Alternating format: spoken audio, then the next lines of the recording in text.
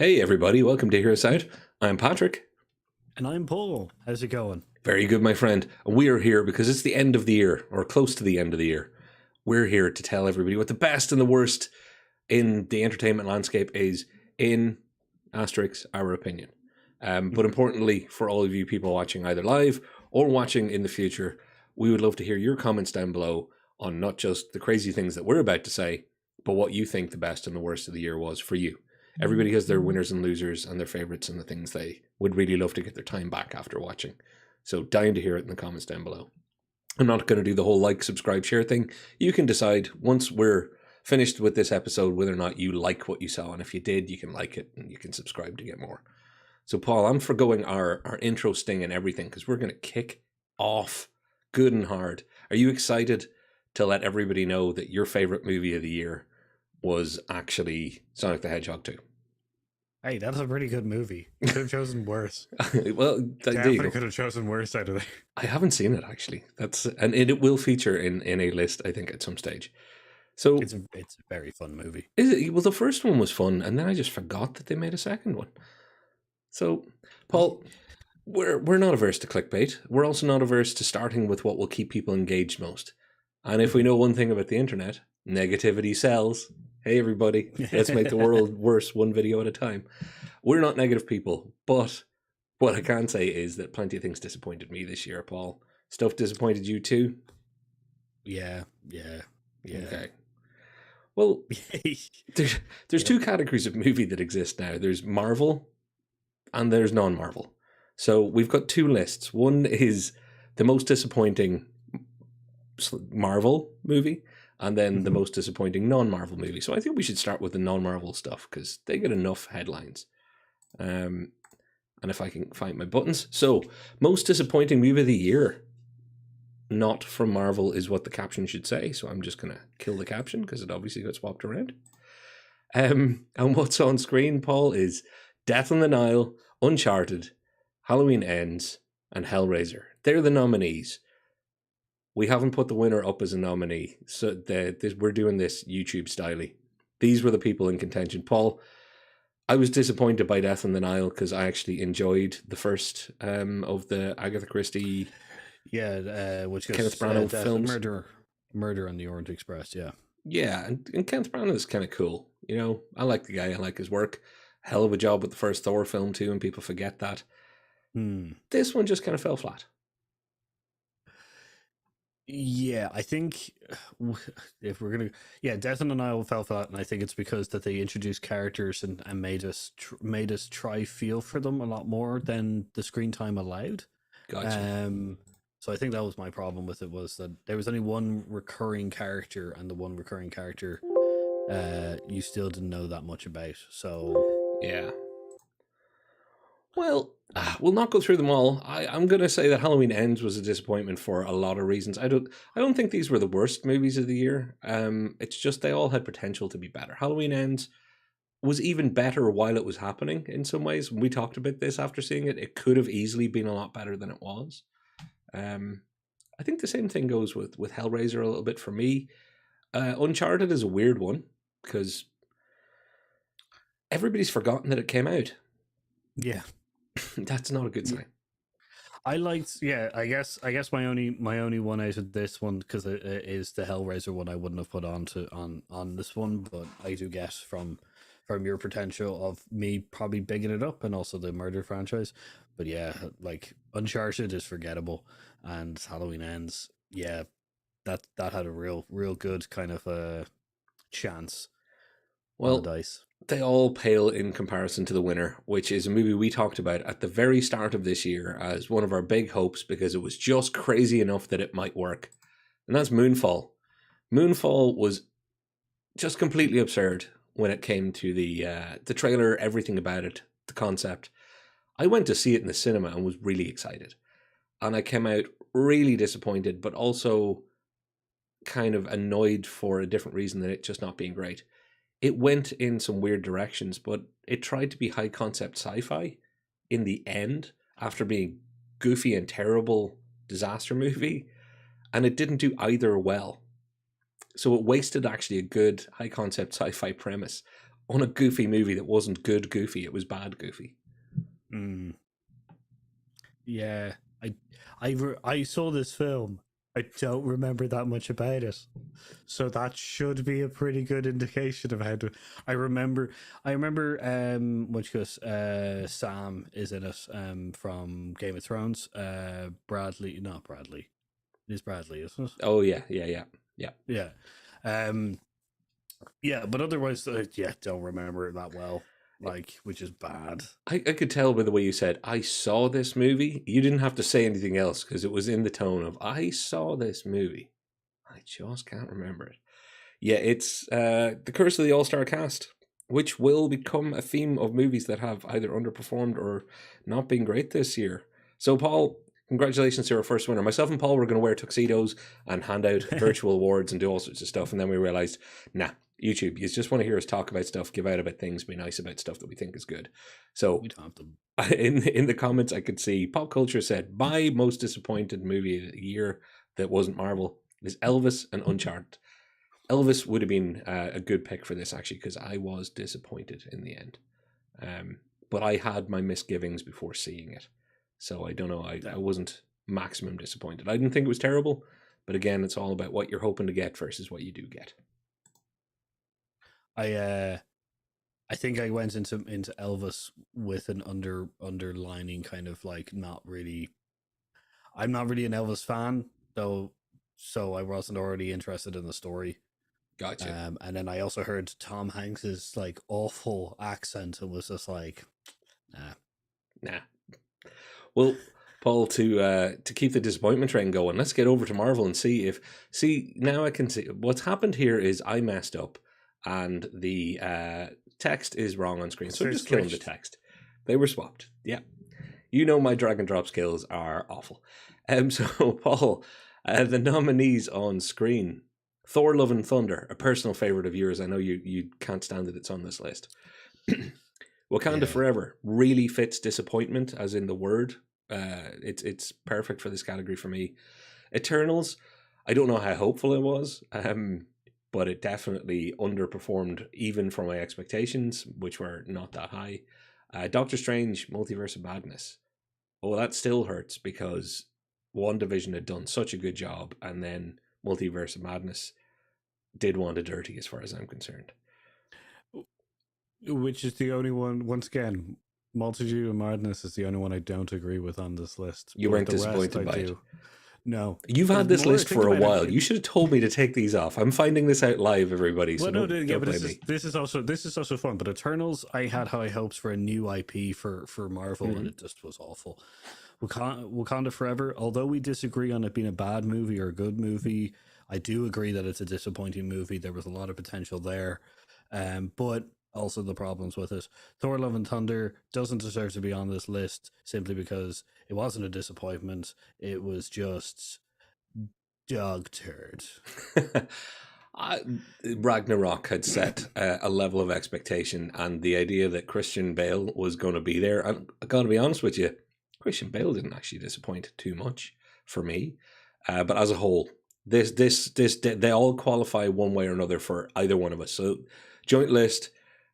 For me, I would have picked Wakanda Forever as a winner, but we couldn't, Paul.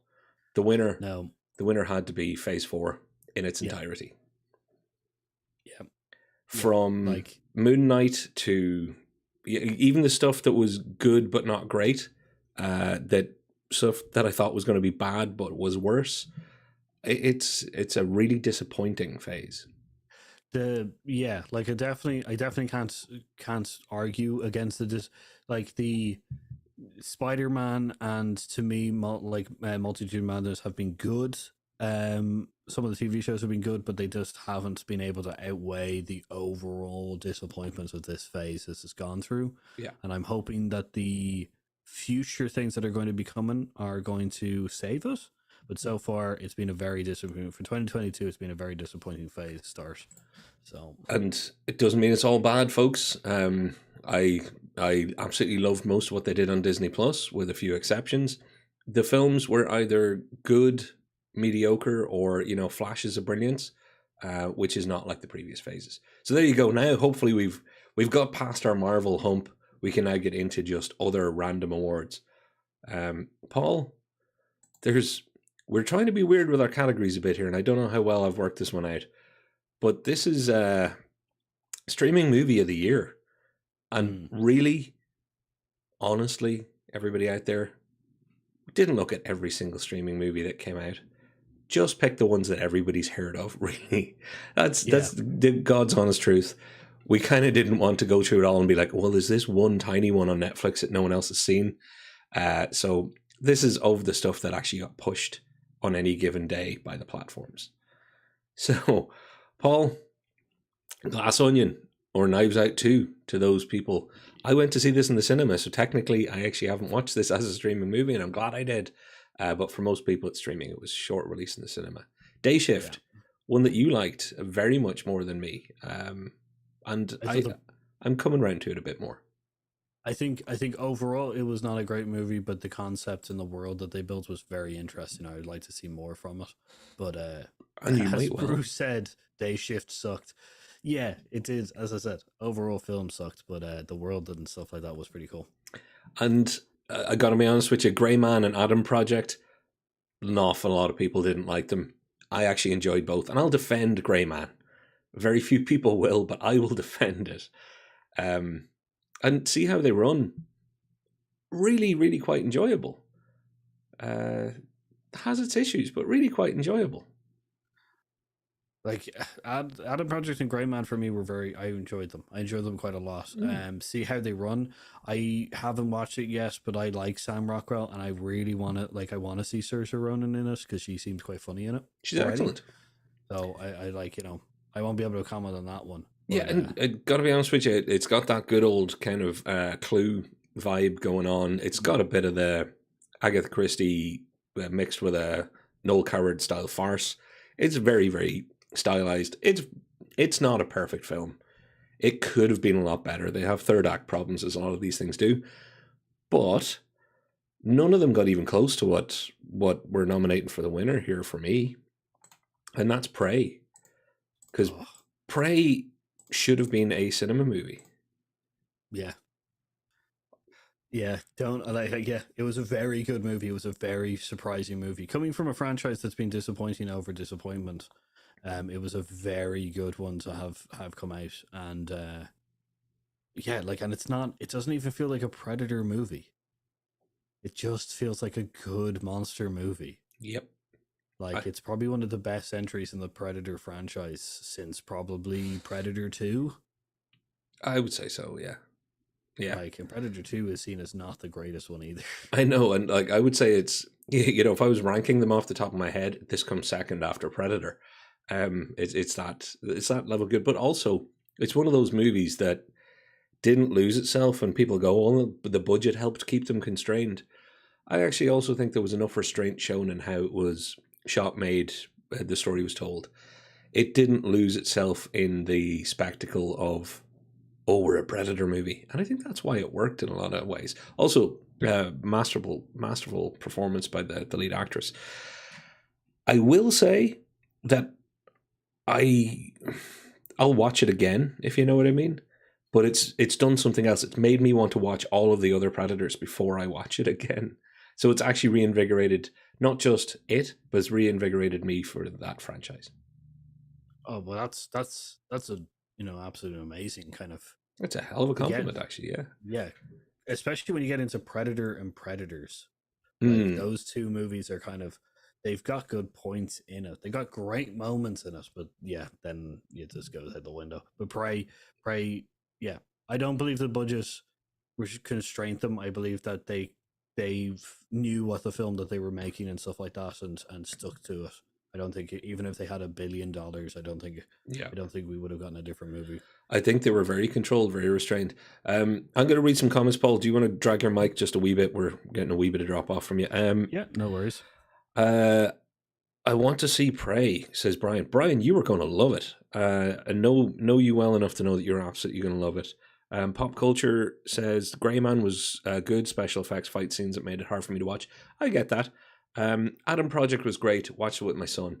I'll be honest with you, if I had a son, I would want to watch Adam Project with them.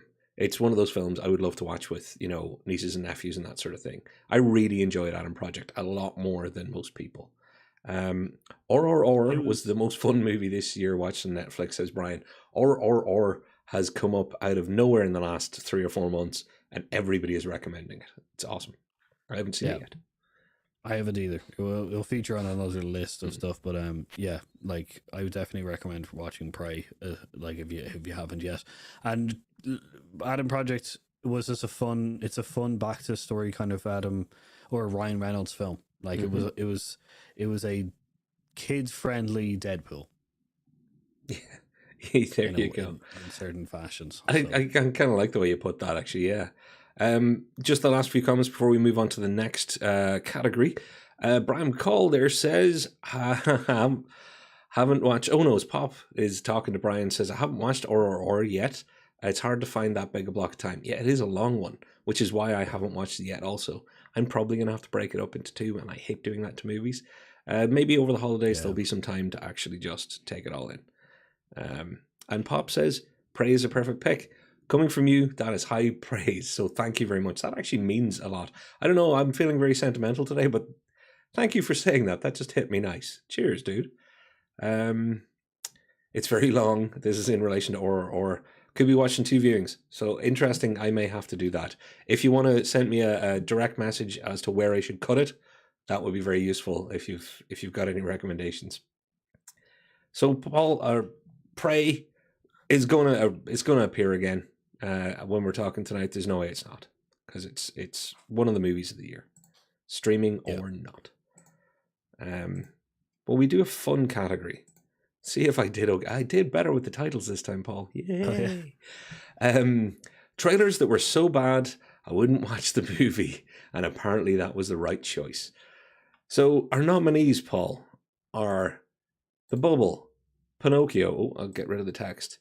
The Bubble, Pinocchio, the Tom Hanks Pinocchio, not the Guillermo del Toro Pinocchio, and Lamborghini, Man Behind the Legend.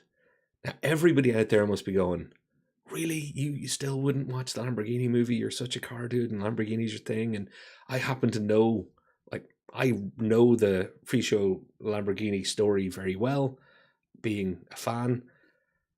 That's why I'm not going to watch the movie, because the trailer alone told me, oh, these people, they do not even like their subject matter. And Gabriel Byrne playing Gabriel Byrne, good Irish lad, fair play to you, Yeah. playing Enzo Ferrari is possibly some of the worst casting of all time, as far as what I could see. So yeah, Paul, did you see a trailer for Pinocchio and get freaked out the way I did?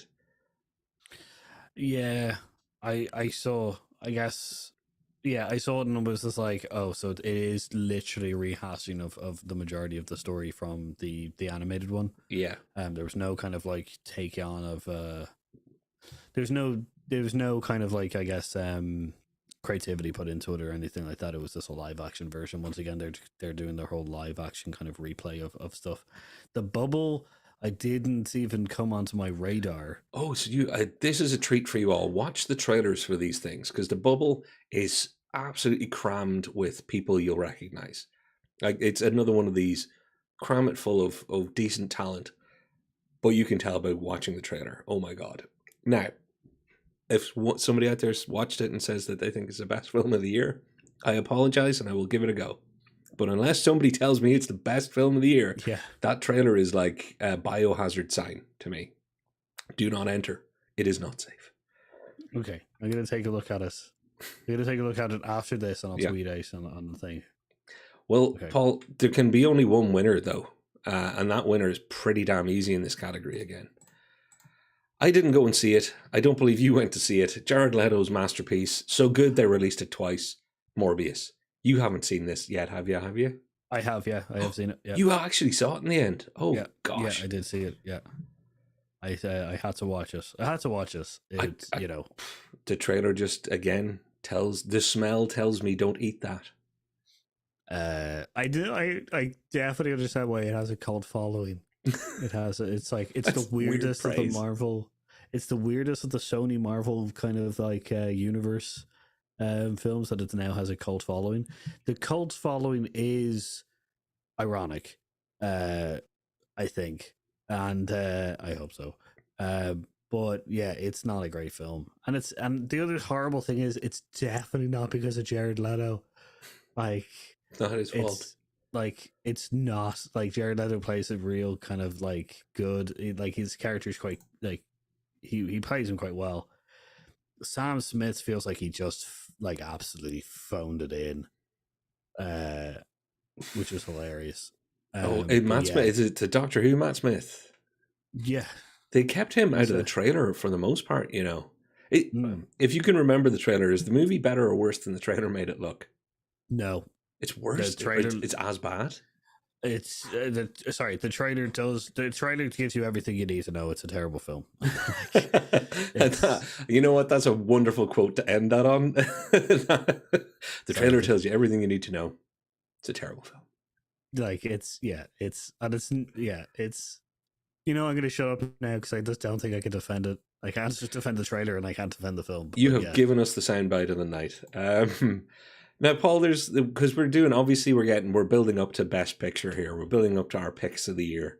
So there's going to be a few more kind of goofy ones first. And it's movie or series Patrick intended to get round to but hasn't. And then we're going to have a Paul intended. Because we've both all year been saying, oh yeah, I must get to watch that. I must get to watch that. I've already mentioned Sonic the Hedgehog 2. I haven't seen The Northman yet. I want to see 3,000 Years of Longing. It has me written all over it. Ambulance, I'm hearing good things after hearing bad things. Yeah. And that's a weird one. Ambulance, in the first 24 hours of its release, I just read so many things and heard so many things. Oh, it's awful. And then, like, the rest of that week was, I don't know why everybody hates it so much. It's actually quite good. So I don't know who to believe. I heard the only things I heard was Michael Bay and his chaotic scheduling of scenes that he was filming on the day. You just message like the cast and just like, we're going to film this one now because we have time to be able to do it, and they were just like, well, we haven't trained for that one, and they're just like, well, we're doing it anyway. Surprise, we're doing it live. Yeah, so that's the things I've heard about it. Sonic the Hedgehog 2, it's just Sonic. It's Sonic again. It's still as good. It's very good. It's a franchise that seems to have weirdly come out of left field and just constantly delivered the same. It's delivered the same thing with a better story. There we go. Which is great. The cool thing about this category is there is no way to pick a winner. So it's actually your job to tell me which one of these I should watch next. Are you picking Sonic 2? I don't think you've seen Tower either yet because it's actually kind of awkward to see here, which is why it's... I'll see that as soon as I can get my hands on it, so to speak, legally. But so Sonic 2, you reckon, should be a good holidays movie for me? Sonic 2 is a good holiday film. It's just Jim Carrey and the cat. Like, so we enjoyed Sonic 1 because you enjoyed you enjoyed Jim Carrey's kind of a thing. It's essentially just the same thing, just as I said, with a more coherent kind of plot line. Okay. Kind of thing. You know, that's it. Well, the first film was one of those little sleepers snuck up on me. Little Tango Taste Sensation, Tony. It just jumped out of nowhere when I watched it, not expecting a whole lot. And I was like, oh, that was really quite tasty. I like that. We've got some comments on my yet to sees. Northman is Bruce's favourite film of 2022. That's big praise. So looking forward to that then. Ambulance is perfect film for what it is. Don't expect much and enjoy the action. So that's another... These are all films that I should definitely get round to then, because I was assuming I should. I don't go to the cinema as much as soon. Must fix that next year. Absolutely. And I will try and be there to help you with that. Gutted to have missed everything everywhere all at once. That may come up again later. I said Patrick should watch Ambulance and then Sonic 2. Well, you know what? I think there are two movies that I have access to on services, etc., and rentables. So yeah, I will definitely get those in. For me, Paul, there's never enough time.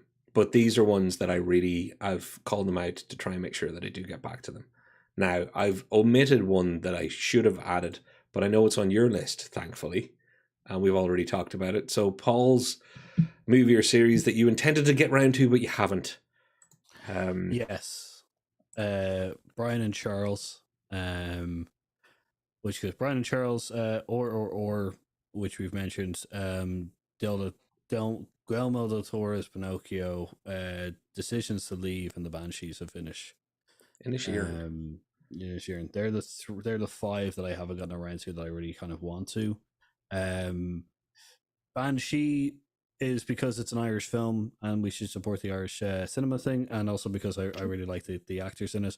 Decision to Leave is a Korean film that I've been told about that's very good. I've heard great things. Pinocchio is just, it's my boy. Del Toro, folks. Yeah, it's not, and I don't want to make, put any relationships in danger, but Paul and Del Toro are closer than they should be emotionally, let's say, from a distance. yeah. It's a one-sided relationship. Or actually came on my radar, I think, from 2 weeks ago. From one of our readers, from one of our which was audience members. So that's why it came up.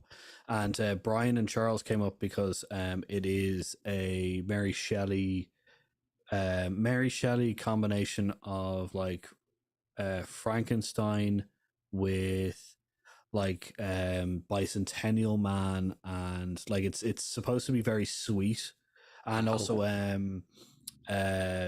what's that Tom Hanks film? Fix? No, I can't remember the name of it. It's the Apple TV, which is Tom Hanks film. Oh yeah. But yeah, it's supposed to be very heartwarming and stuff like that. So yeah, I think they're really great picks because they're kind of RRRs, or I really wish they call triple or something else than or because whatever it is about me, I don't find it easy to say.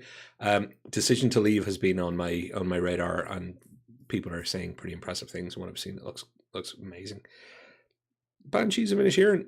I'm kind of like you. I know it because of the Irish connection, so I will get round to it.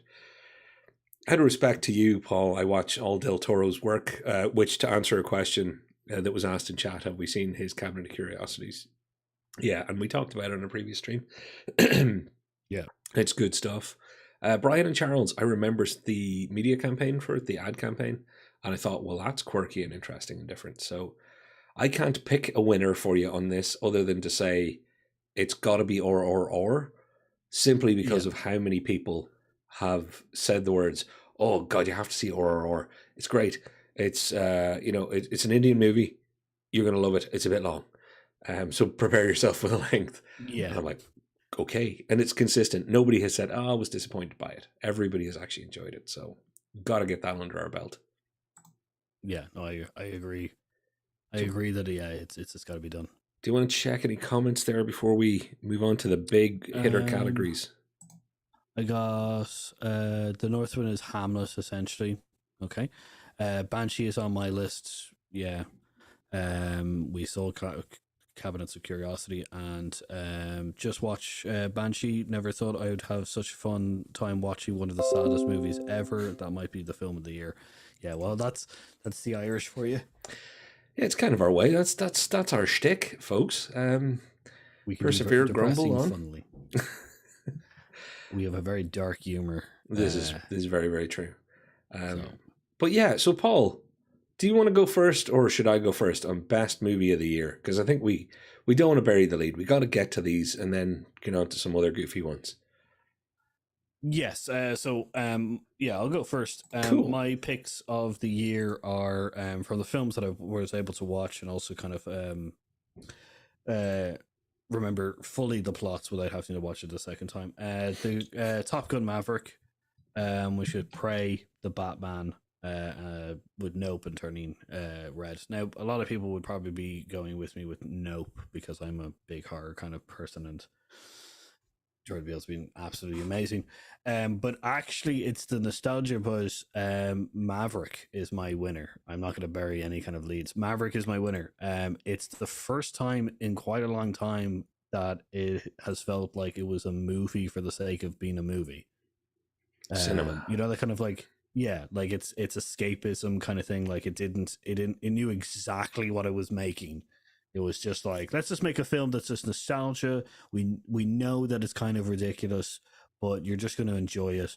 It was a real tie back over to like, 80s and 90s early kind of action movies kind of thing that just made you feel good about the whole thing and stuff like that. So it was, if I had to put it into a whole like, I guess, visual concept of being able to explain what Top Gun Maverick felt like, at the end of Breakfast Club, when your man puts his fist in the air, that's what it felt like. It just felt good. It was just like, yes, kind of Without thing. Simple Minds playing Don't Forget About Me. That's a really, Yeah. it is that moment. Everything is, yes. You know what surprises me about this? Not just that it was so good, but I remember talking to you after I saw it going, it's brilliant. And we had the conversation of, we bring up our little generational gap. It's not a huge gap, but it's big enough. And how the first film was such a part of, life for me. Whereas you were saying, yeah, no, like Top Gun, it's a classic. It is what it is. But, we were talking about how it'll be interesting to see how this one hits with you, whereas they were playing even harder into my nostalgia. It's a testament to the movie that they made such a good cinema film that everybody enjoyed it. Have you heard anybody say something bad about Top Gun yet? And Top Gun Maverick, I mean. Because I No, haven't. out of all the people that I've talked to who I definitely felt might have had something to do with something bad to say about the film, they've just gone, it's just a ridiculous film, but it's really enjoyable. Like, which is, it's not the Oscars kind of level of review that you probably want, but yeah, it's the thing is that it's just a universally good film in the sense of it knows exactly what it's doing. It's fun. Tom Hanks just delivers again. They kick you right in the feels with Val Kilmer, like which is right there, and then they bring in a new generation of people who just feel exactly the same. They feel so clonish of like Val Kilmer and Tom Cruise at the young age that it was just like, yeah, it was really well done. So. Well, the thing I say to everybody is when they release, and they will, when they re-release this in IMAX, if you didn't get to see it in a cinema first time round, go to an IMAX, see this movie when they bring it out in 3 or 4 years, and there'll be a few limited runs where they're showing. They do that every now and again. It is a heck of a cinema experience. But yeah, good pick, Paul. I'm gonna do mine, and it's pretty obvious that Maverick is gonna have to show up on the list, but doesn't win. It doesn't win because my short list was Top Gun Maverick, Prey, and Everything Everywhere All at Once. And to skip right to it, Paul, it's Everything Everywhere All at Once. It was obvious. Every time it came up on the channel after I saw it, I got all weird and had to talk too much, like I do all the time. I'm not going to go into it. I'm not going to re-litigate why it's the best movie of the year. Everybody who hasn't had a chance to see it yet, please do. You will not regret it. For me, in a year where something like Top Gun Maverick, which, Paul, such a good pick. Like, I could easily take that as the top pick of the year. The fact that this thing, for me, I was like, no, Top Gun Maverick was brilliant, but this was it's my movie of the year. So I cannot give it any more praise. I will not give it any more praise. I will just check the comments and see who says that they now hate Top Gun Maverick after what we just said. Top Gun was just fun. on everything on Everywhere All at Once. I haven't seen it, and the only reason it hasn't been put onto a list of things I've been like I should have watched and stuff like that. I know that it would be the first pick that you would choose. Yeah, I know. Yeah. So just before anyone goes, but you haven't seen this. So it's already on the list of I need to watch it. Yeah, and to be fair, Paul, that's one of the things about Everything Everywhere All at Once. It was such a short time in the cinema here. I had to get it opening weekend to have a chance to see it. And then it was actually it's been harder to access since then here again. Sometimes it's easier for us in Europe or in the Ireland UK region to get to see things streaming wise than America. Sometimes it's infinitely harder. Business can be a pain in the neck, whatever people are up to with their agreements and licensing. Top Gun was fun, says Brew. Pop culture, Hustle, Bad Guys, Emily the Criminal, and Vengeance are some great movies that hasn't been mentioned. There you go.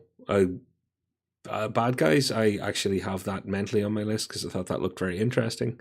Emily the Criminal, that's what's her name from Parks and Rec? Who her name will come to me in a moment.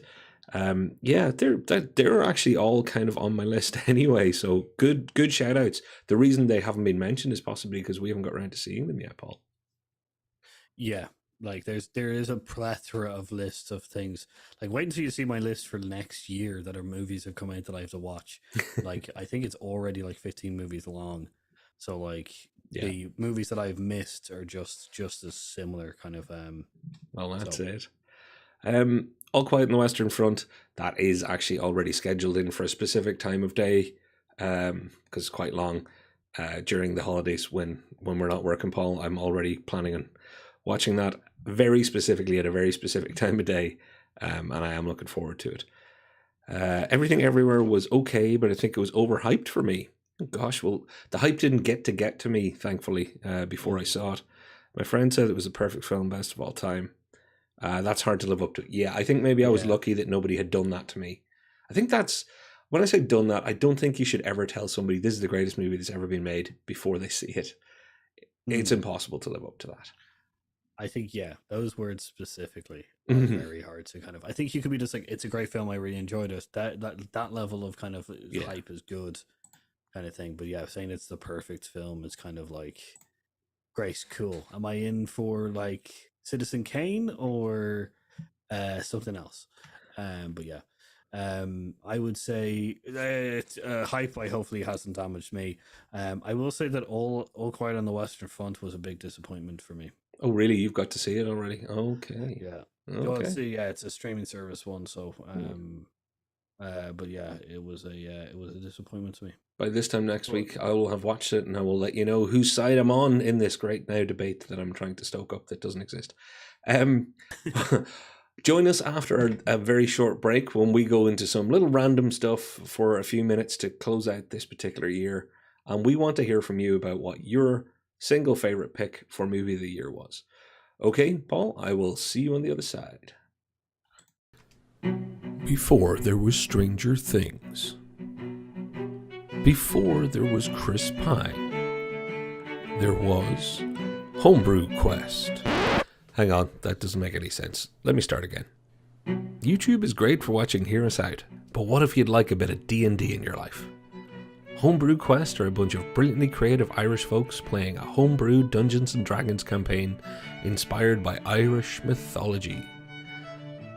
But even more inspired by the brews they're drinking in each episode. Ireland's supposed to be the land of saints and scholars, but it's also got drinkers and YouTubers. One of which might look a tad familiar. So get yourself over to Homebrew Quest and join the adventure. Links in the description down below, or search term Homebrew Quest. Tell them Hear Us Out sent you.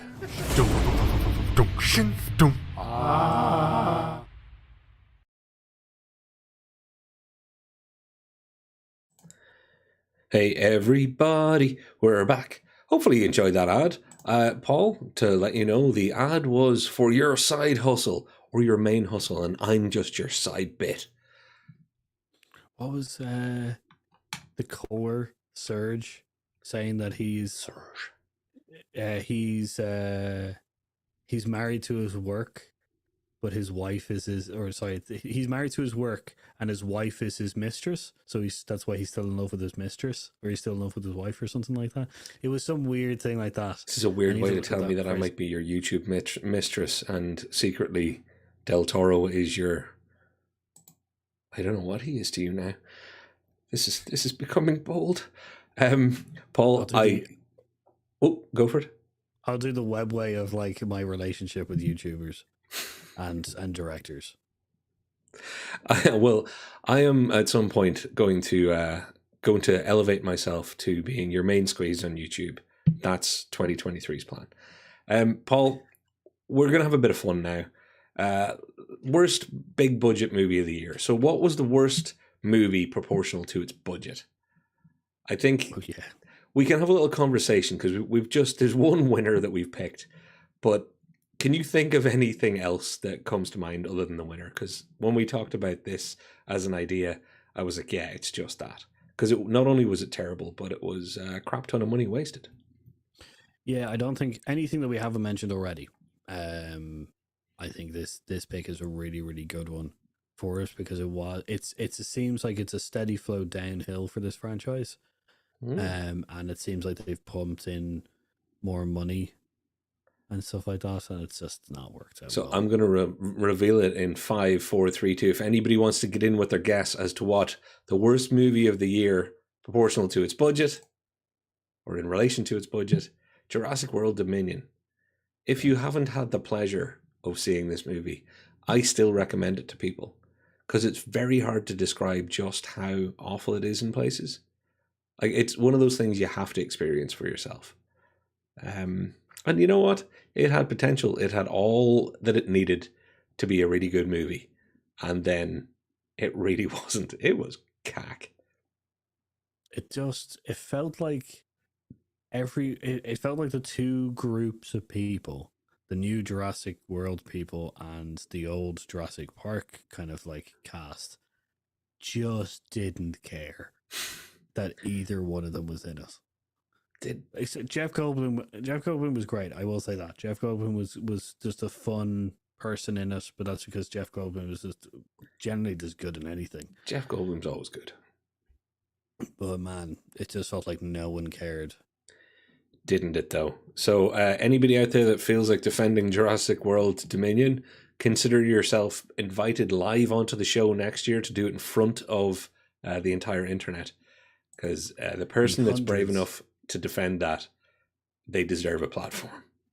Like, yeah, they destroyed characters, made people not care, and then introduced something that's just completely. They introduced no one gave a crap about plotline.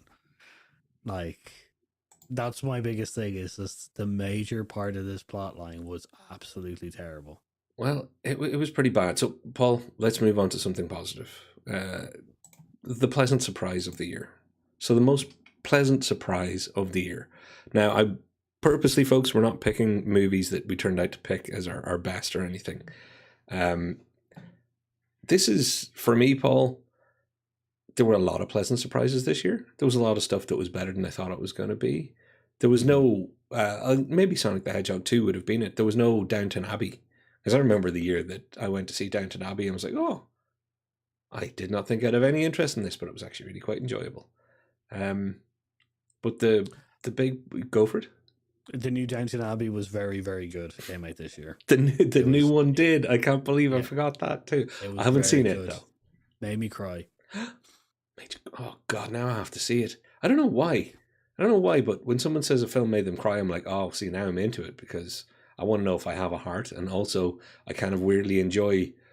Well, I guess it's one of the reasons. It's quite obvious. One of the reasons I enjoy cinema so much and entertainment in this medium is because it helps connect me to my feelings, which is not always the case in my normal life. I can be kind of weird, and movies help me. But the pleasant surprise, Paul, it wasn't Phase 4. It was the Marvel special presentations. Werewolf by Night, Guardians of the Galaxy, the holiday special.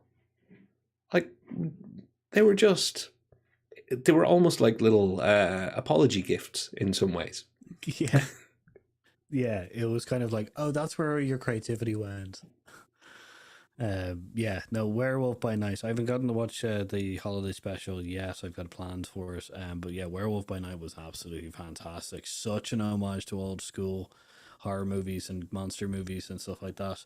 But yeah, it was a gift. It was such a weird gift from Marvel. Well, a terrible year. It was a great little. Not to pick on them too hard. These were genuinely just great standout things, and they really were a surprise to me. And not because I had underrated it or anything like that. It was more just in the maelstrom of everything that was going on. They flew nicely in under the radar and just popped up like, here you go. Here's a happy little surprise. Now, Paul, I made a mistake. I moved on without checking the comments from the last thing. Because Pop Culture, our good friend Pop Culture 33, is ready to defend Jurassic World Dominion. So, Pop, we got to talk to you next year. Pop saying just enjoy the ride. I don't think this one will fly for me for that film. This is one of those times where you shall not pass my feelings on Jurassic World Dominion. But I will say that when you mentioned that you also defend Indiana Jones 4, you are quite the champion of the underdog. But having watched your video that you did on your own channel about Indy 4, you made some good points.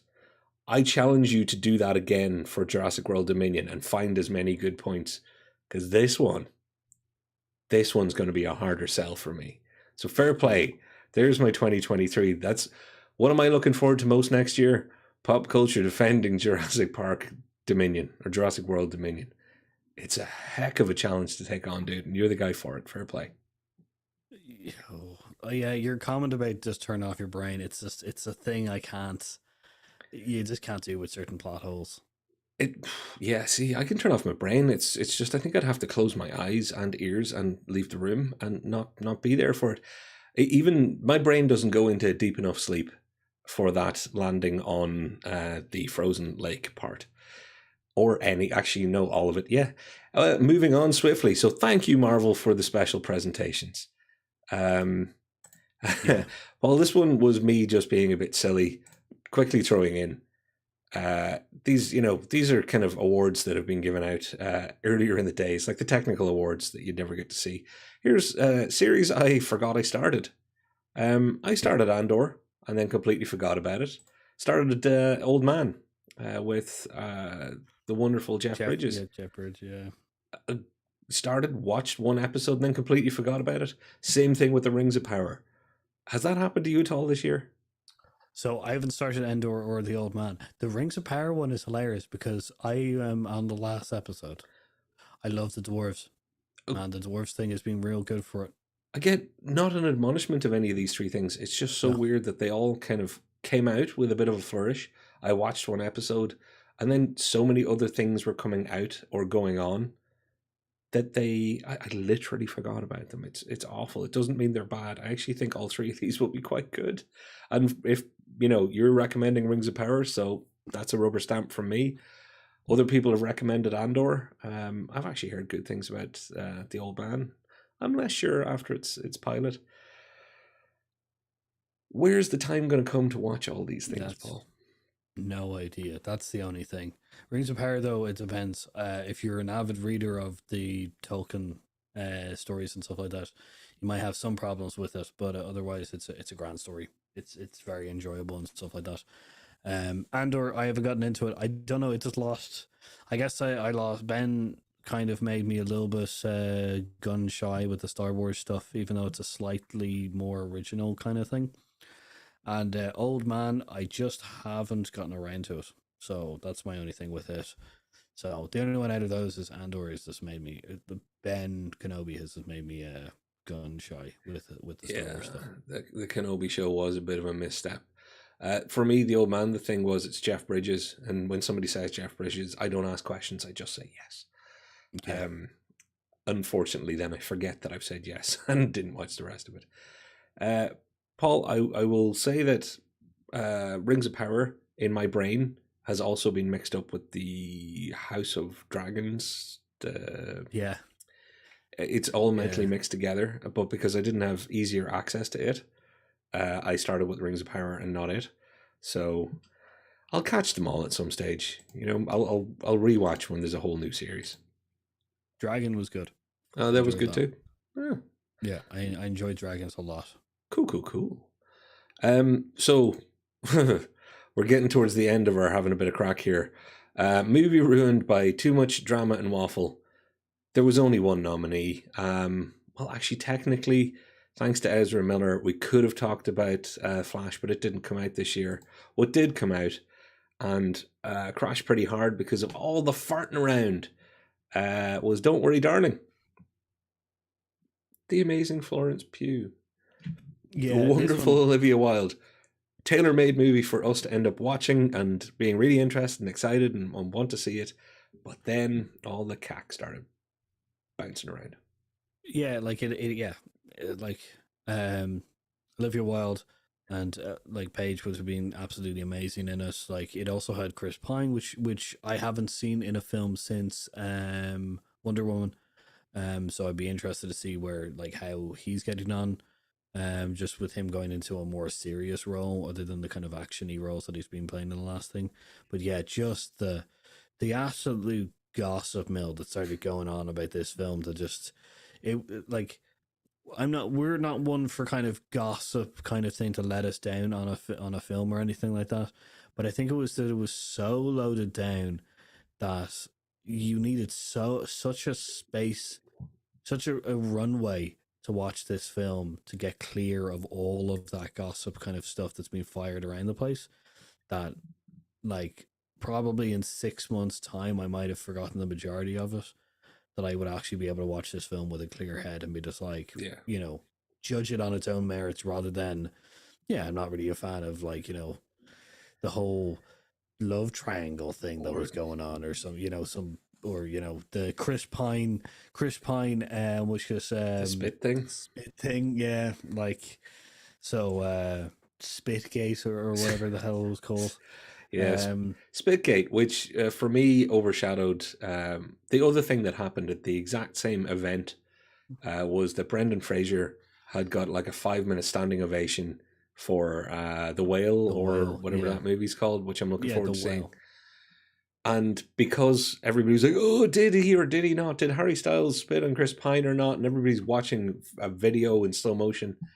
And what it completely overshadowed was a really sweet moment where Brendan Fraser, who I think, I have a soft spot for him, I think you do too, watching Yeah. him stand there being all Brendan Fraser humble and being recognized again after kind of some troubles that he's had, it just pissed me off. So yeah, this movie got in its own way, unfortunately. All press is good press until there's just too much of it, and then you don't give a damn no more. So Paul, will we finish on one that I know I made it up just so I could mention something Yeah. that I know you like this year? Yeah. Best use of ridiculous engineering. This is where me and Paul cross over. I'm a car guy. You're a Batman guy. That Batmobile. Yeah. Like, wow. It was so stupid, yet so brilliant. It's such a good. Out of all the kind of crazy engineering things that we've had over the kind of I guess course of the year and stuff like that, with spaceships and other kind of things. But actually, it was the year of magic for Marvel in a lot of ways. But the Batmobile in the Batman was absolutely phenomenal. It was a great kind of like showpiece to really put their form of Batman into the whole thing. Completely ridiculous machine. But the noise was just it was an absolute sound engineering masterpiece to have that slowly. And I actually went back and watched this. The noise of the engine starts a lot like a lot sooner than people realize. It's a lot quieter starting off. Well, gas turbine engines do that. Like, the fair play to them. They used real world engineering sounds and ideas that nerd car people like me like, and then completely ignore them and do really ridiculous and stupid stuff with it. But you just didn't care. It's one of the things, like, car people, nobody wants to be stuck beside us at dinner if you're not into it, because we are that, well, you know, it really didn't actually ever come in the 1983 model with the yeah. I know that we're like that. We all know that we're like that. That's why we hang out with each other, because no one else wants to listen to us. But no car person was bothered by this Batmobile, because it was just like, it's so ridiculous and so cool. Good job. It's literally a muscle car with a jet engine. Like, you can't really get angry with it. It's literally that it's a engine that has wheels essentially bolted onto it and designed to look cool. Yeah, but that sound engineering was just phenomenal. I So have to say, it was one of the best sounding things this year. I have to say it was a sound design triumph. So that was our weird effort at doing some kind of odd end of year awards. I think Everything Everywhere All at Once, Maverick, Top Gun Maverick, Prey. Even talking there, you picked the Batman on your short list, and I'm definitely picking that Batmobile on my short list. If not the movie, the machine. There's a lot of good stuff this year. There was a lot of ropey stuff this year. And by ropey, for anybody who's not familiar with that slang, I mean a bit dodgy, bit rubbish, eh? I think overall 2022 has been a year that I would describe as odd. I think we've had better years in cinema. We've had, even during the pandemic, I think we had possibly a higher quality of bigger hits, if you know what I mean. But I think the other side of it all, at I think indie filmmakers got to come back with their $20 and $30 million and their $8 and $10 million movies and make some absolutely cracking stuff. So it's good. Yeah, it feels like when big film is failing us, small film comes out and absolutely kicks ass. So. Yeah, it's a really nice way of putting it. Everybody listen to him. He's got the turn of phrase tonight. Paul, I'd like to thank the lovely people in our chat for doing the thing that they're supposed to do and chatting with us. Brian asks, is the Batman good? We both have different answers in that. Paul, for you, it's an absolute yes. For me, it's a yeah. Don't overhype it. It's not the Joker. This is not for me. It's not that level. But is it bad? By no means is it bad. And Paul Dano is great in a role. I'm not going to say any more and ruin the movie for you. So check it out. Check out everything on this if you haven't seen it. We've already got our list of things to watch. And Paul, we've got a couple of episodes to go before the end of the year. It's going to be fun. I'd like to take this opportunity for anybody who isn't going to get to watch our stuff over the holidays. Stay safe, stay happy, hug the ones you love, and know that the ones that love you includes us, because anybody who gives up their time to watch us, genuinely, I mean this, we love you on some level, even if we've never met you. Yes, thank you very much. Happy Christmas, Happy New Year, and hopefully 2023 we'll see more of you, and which will entertain you even more in the coming year. Groovy. And with that, I have been Patrick. And I've been Paul. And we've been Hear Us Out. We will see you very, very soon. Bye. Bye. Bye. Bye. Bye. We do the big bye.